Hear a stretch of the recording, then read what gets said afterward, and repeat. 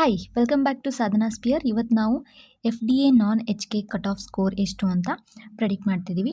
This is based on previous year papers ಮತ್ತು ಈ ಇಯರ್ದು paper ಎಷ್ಟು ಟಫ್ ಇತ್ತು, ಹಾರ್ಡ್ ಇತ್ತಾ, ಮಾಡ್ರೇಟ್ ಇತ್ತಾ ಅಥವಾ ಈಸಿ ಇತ್ತಾ ಅಂತ. Most of the students said it is moderate to hard ಇತ್ತು ಅಂತ ಹೇಳಿದ್ದಾರೆ.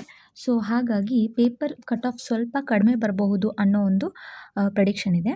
ಸೊ ಹಾಗೆ ನೋಡೋಣ ಬನ್ನಿ. ಮೆನ್ಗೆ ಬೇರೆ ಮತ್ತು ವಿಮೆನ್ಗೆ ಬೇರೆ ಕಟ್ ಆಫ್ ಬರುತ್ತೆ. ಈ ಸತಿ ಮೆನ್ ಕಂಪೇರ್ ಮಾಡಿದರೆ ತುಂಬ ಕಡಿಮೆ ಬರುತ್ತೆ. ಯಾಕೆ ಅಂದರೆ ಪೇಪರ್ ಬರೆದವರಲ್ಲಿ ಅಂದರೆ ನಾವೆಲ್ಲರೂ ಸೆಲೆಕ್ಷನ್ ಲಿಸ್ಟನ್ನು ನೋಡಿದ್ದೀವಿ. ಆ ಸೆಲೆಕ್ಷನ್ ಲಿಸ್ಟಲ್ಲಿ ವಿಮೆನ್ಸ್ ತುಂಬ ಕಡಿಮೆ ಇದ್ದಾರೆ. ಹಾಗಾಗಿ ಅವ್ರ ಕಟ್ ಆಫ್ ತುಂಬ ಕಡಿಮೆ ಬರಬಹುದು ಅನ್ನೋ ಒಂದು ಪ್ರಿಡಿಕ್ಷನ್ ಇದೆ. GM ಅವ್ರಿಗೆ 130 ಆಗ್ಬೋದು. ಯಾಕೆಂದರೆ ಮೆನ್ ತುಂಬ ಜನ ಸ್ಕೋರ್ ಮಾಡಿದ್ದಾರೆ. 140ಇಂದ 130ವರೆಗೂ ತುಂಬ ಜನ ಇದ್ದಾರೆ. ಹಾಗೂ ವೇಕೆನ್ಸಿ ತುಂಬ ಕಡಿಮೆ ಇದೆ, ಅದಕ್ಕೆ 130. ವಿಮೆನ್ 110ವರೆಗೂ ಬರ್ಬೋದು. SC 115, ST ಕೂಡ 115ವರೆಗೂ ಬರ್ಬೋದು. ವಿಮೆನ್ದು 95, 98ವರೆಗೂ.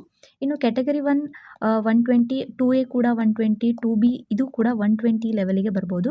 ಬಟ್ ವಿಮೆನ್ಸಲ್ಲಿ ಅದು ಸ್ವಲ್ಪ ವೇರಿ ಆಗುತ್ತೆ. 100, 105 ಮತ್ತು 107.